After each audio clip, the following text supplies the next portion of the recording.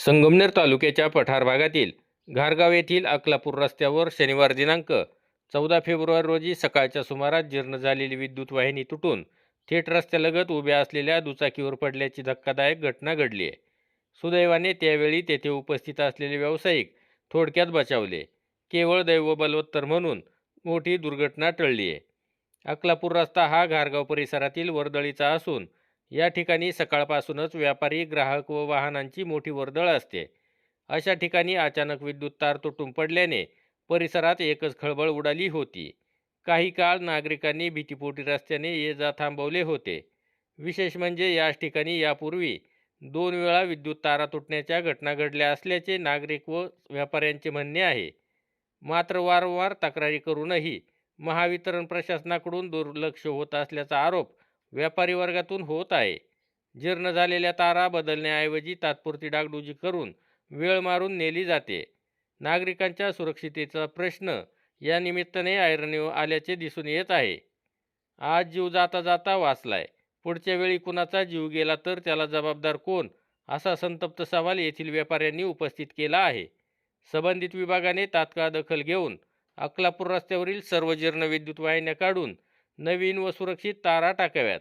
तसेच नियमित तपासणी करावी अशी मागणी व्यापारी वर्ग व ग्रामस्थांकडून करण्यात येत आहे. आपल्या घारगावमधील अकलापूर जो रोड आहे हा खूप मोठा रहदारीचा रोड आहे आणि आज सकाळी सुमारे पावणे 11च्या दरम्यान येथे 11 केव्हीची जी लाईन आहे ती तुटून पडलेली आहे. आता रोडवर जर आपण बघितलं तर हे सगळे नागरिक या ठिकाणी जमा झालेत आणि हे सगळे घारगावचे नागरिक आहेत आणि मध्ये रोडमध्ये ही लाईन तुटलेली आहे. गणेश फॅब्रिकेशन आणि श्री गुरुदत्त मेडिकल स्टोअरच्या तिथं काही कस्टमर होते, त्यांच्या अंगावरती पडता पडता राहिली गणेश फॅब्रिकेशनचा बोर्ड जो आहे तो पडलेला आहे. मग महावितरण नक्की काय असं का नक्की करतंय, महावितरणचं नक्की चाललंय काय? आपण जर पाहिलं तर आज घारगाव परिसरातील 1-2 नागरिकांचे जीव जाता जाता राहिलेत. त्यामुळे या सगळ्या नागरिकांची एकच मागणी आहे की ह्या ज्या तारा आहेत ह्या कमकुवत झालेल्या आहेत, ह्या तात्काळ बदलाव्यात किंवा त्याला आवरण काहीतरी घालावं, नाहीतर हे सगळं अंडरग्राऊंड करण्यात यावं. आज या ठिकाणी कोणाचा तरी जीव गेला असता.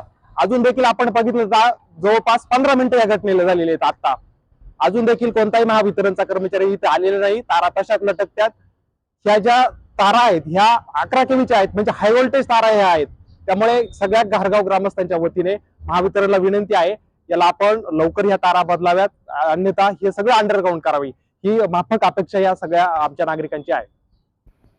वारंवार होणाऱ्या अशा घटनांमुळे महावितरणच्या कारभारावर प्रश्नचिन्ह उपस्थित होत असून एखादी मोठी दुर्घटना घडण्यापूर्वीच महावितरण प्रशासनाने ठोस पावले उचलावीत अशी अपेक्षा नागरिक व्यक्त करत आहेत. नवनाथ गाडेकर, गाव पुढारी न्यूज, घारगाव.